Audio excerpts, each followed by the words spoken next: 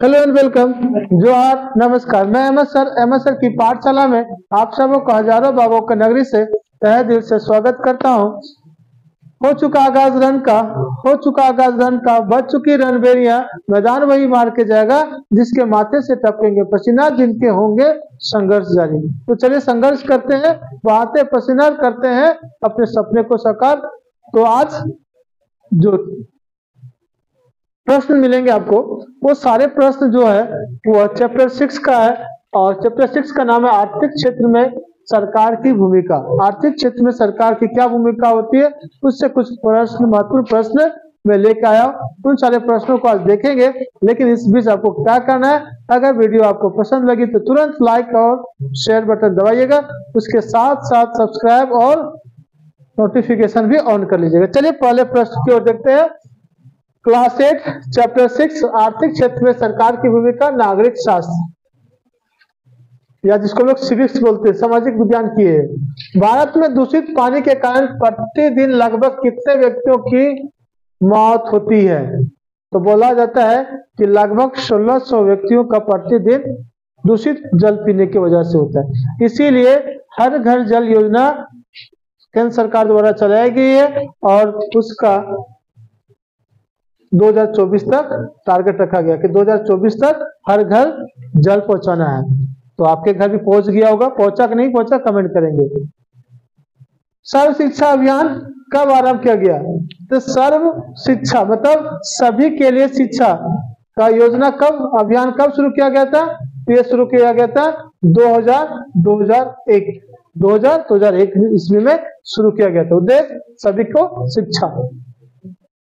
स्वच्छ भारत अभियान, आप भी पार्टिसिपेट किए होंगे स्वच्छ भारत अभियान में, आप भी घर को साफ किए होंगे। वही वाली स्वच्छ भारत अभियान की शुरुआत कब हुई थी? तो इसकी शुरुआत 2 अक्टूबर 2014 ईस्वी को हुई थी। 2 अक्टूबर 2014 ईस्वी को। 2 अक्टूबर को क्या है भाई? तो 2 अक्टूबर को गांधी जी की जन्मदिन है। गांधी जी का जन्मदिन 2 अक्टूबर को रूप में मनाते हैं हम लोग। इसीलिए 2 अक्टूबर 2014 को शुरुआत किया गया था। किनके द्वारा शुरू किया गया था? तो तत्कालिक पीएम जो थे मोदी जी, 2014 में मोदी जी भी थे, तो उन्होंने, नरेंद्र मोदी जी ने इसको शुरुआत किया था। और 2 अक्टूबर 2014 से ये कब तक चला था? तो 2 अक्टूबर इसकी जो एंडिंग पॉइंट थी, डे थी 2 अक्टूबर 2019 तक। 2 अक्टूबर 2019 तक ये योजना चली थी, स्वच्छ भारत अभियान।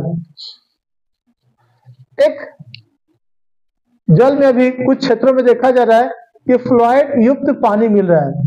फ्लोराइड युक्त जो पानी है वह पीने को मिल रहा है, जिसका समस्या क्या होता है?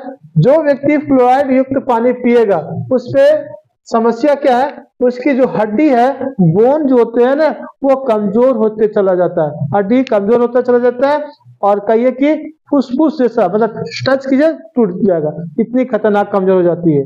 तो ये फ्लोराइड युक्त जल झारखंड में भी पाया जाता है। झारखंड में पलामू क्षेत्र में, तो झारखंड के पलामू क्षेत्र में जल में फ्लोराइड की मात्रा पाई जाती है। तो आप भी अगर आपके यहाँ पाया जाता है तो इसको चेक करा लीजिए कि क्या ये तो आपके जल में तो नहीं है। अगर है तो जल, आप दूषित जल पी रहे, स्वच्छ जल पीने की प्रयास कीजिएगा। जल परिवहन किस मंत्रालय के अधीन आता है? जल परिवहन मतलब जल के द्वारा आता है करने, तो ये किसके अधीन आता है? इसको बोला जाता है जहाज रानी। जहाज रानी जल परिवहन के अधीन आता है। अगला प्रश्न है क्वेश्चन नंबर 6, प्रधानमंत्री जीवन ज्योति योजना किस क्षेत्र से जुड़ा हुआ है?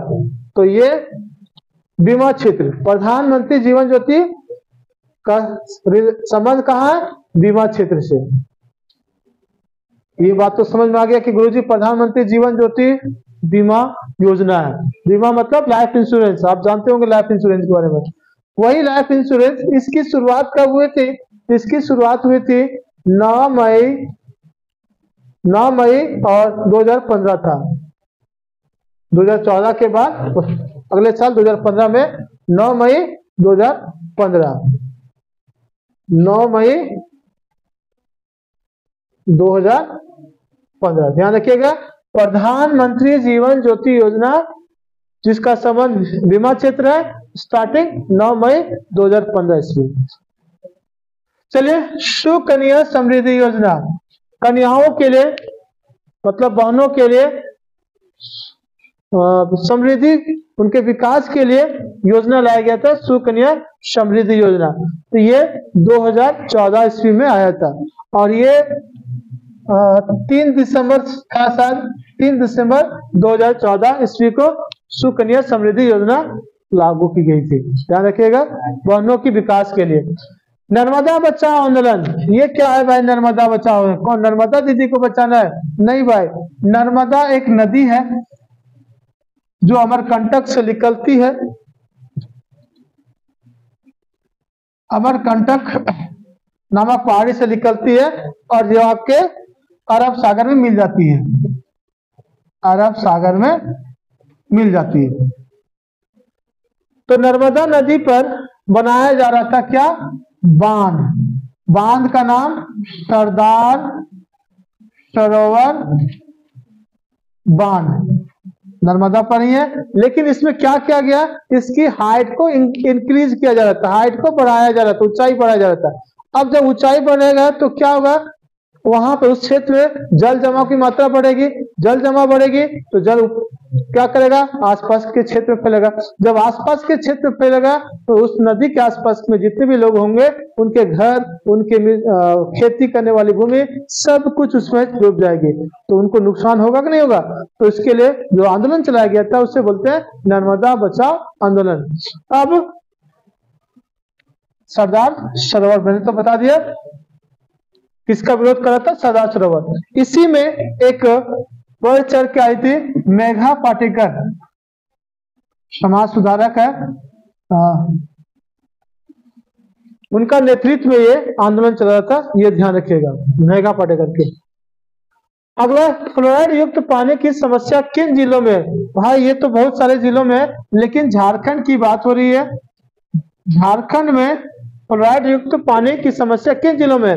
तो मैंने बताया था अभी, ये पलामू में है और पलामू के साथ साथ गढ़वा वाले, मैंने दोनों एक दूसरे के सीमा में है, एक दूसरे के साथ सीमा साझा करता है। तो पलामू और गढ़वा का वह क्षेत्र जहाँ पे ये मिलता है फ्लोराइड युक्त, तो उसमें आप पानी चेक करवा लीजिएगा, क्योंकि यहाँ पानी पीने से आपकी हड्डी कमजोर होगी, कमजोर हड्डी या हड्डियां आपकी कमजोर हो जाएगी, फिर दिक्कत होगा।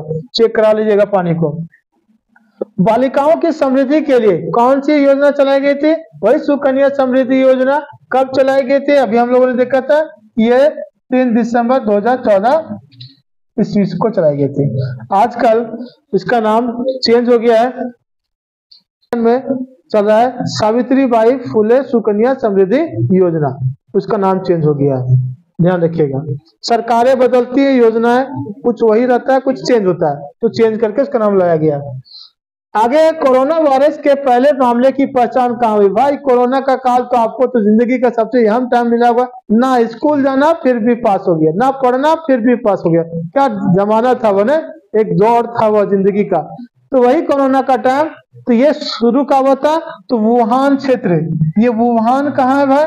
तो ये वुहान जो है वह चीन में पड़ता है, यहाँ से शुरू हुआ था और यहाँ से फिर पूरे विश्व में फैला था और जिंदगी का मजा आप लूटे थे इसी समय। ध्यान रखिएगा, कोरोना किससे होता है? वायरस से होता है, एक श्वास वाली समस्या है। सरकार द्वारा नागरिकों को कौन सा जन सुविधा उपलब्ध नहीं कराया जाता? तो सरकार द्वारा नागरिकों को बहुत सारी जन सुविधा उपलब्ध कराई जाती है, लेकिन कौन सी नहीं कराया जा सकता? आप सरकार के खिलाफ विरोध करोगे तो क्या आपको जन सुविधा उपलब्ध कराएगी? नहीं कराएगी। आप सरकार का समर्थन करेंगे, सरकार की बातों को मानेंगे तो सुविधा उपलब्ध कराएगा। तो यहाँ बोलो वही है कि उसके खिलाफ अगर आप विद्रोह करेंगे या देश के खिलाफ, राज्य के खिलाफ विद्रोह करेंगे तो ये जन सुविधा तो होगी नहीं। ध्यान रखिएगा, ऑप्शन के अनुसार इसमें विद्रोह है, लेकिन प्रश्न में कुछ और ऑप्शन होगा तो उसको ध्यान से देख लीजिएगा। झारखंड में शहरी क्षेत्रों में पानी की उपलब्धता कितनी है? तो उस क्वेश्चन को देखने से पहले हम लोग देखते हैं झारखंड को। झारखंड की स्थापना कब हुई थी? तो 15 नवंबर और 2000 ईस्वी को, 15 नवंबर 2000 ईस्वी को हुई थी। किससे अलग होकर हुई थी? तो अपना पड़ोसी उत्तर में है बिहार राज्य से अलग हुई थी। उस समय प्रथम राज्यपाल कौन थे? प्रभात कुमार और प्रथम मुख्यमंत्री कौन थे? बाबूलाल मरांडी जी। बाबूलाल मरांडी थे। वर्तमान में मुख्यमंत्री कौन है अभी? तो चंपई सोरेन जी अभी मुख्यमंत्री बने हैं हाल ही में, तो ये ध्यान रखिएगा। अब आपको मैं एक यहाँ पे एक प्रश्न छोड़ जाता हूँ, वह प्रश्न का उत्तर आपको कमेंट करना है कि वर्तमान में झारखंड के राज्यपाल का नाम, आपको ये कमेंट करना है। वर्तमान में झारखंड के राज्यपाल कौन है, ये आपको कमेंट करना है। अब इस प्रश्न में आता है कि झारखंड में शहरी क्षेत्रों में पानी की उपलब्धता कितनी है? तो 734.35 लाख गैलन पानी की उपलब्धता है। चलिए, उम्मीद करते हैं सारी बातें आपको समझ में आ गई होगी। आएगा तो तुरंत लाइक बटन दबाएंगे, दोस्तों को भी शेयर करेंगे, और अभी तक आप मेरे चैनल को सब्सक्राइब ना किए होंगे तो कर लीजिएगा। मिलते हैं नेक्स्ट वीडियो में, तब तक के लिए धन्यवाद। जय हिंद।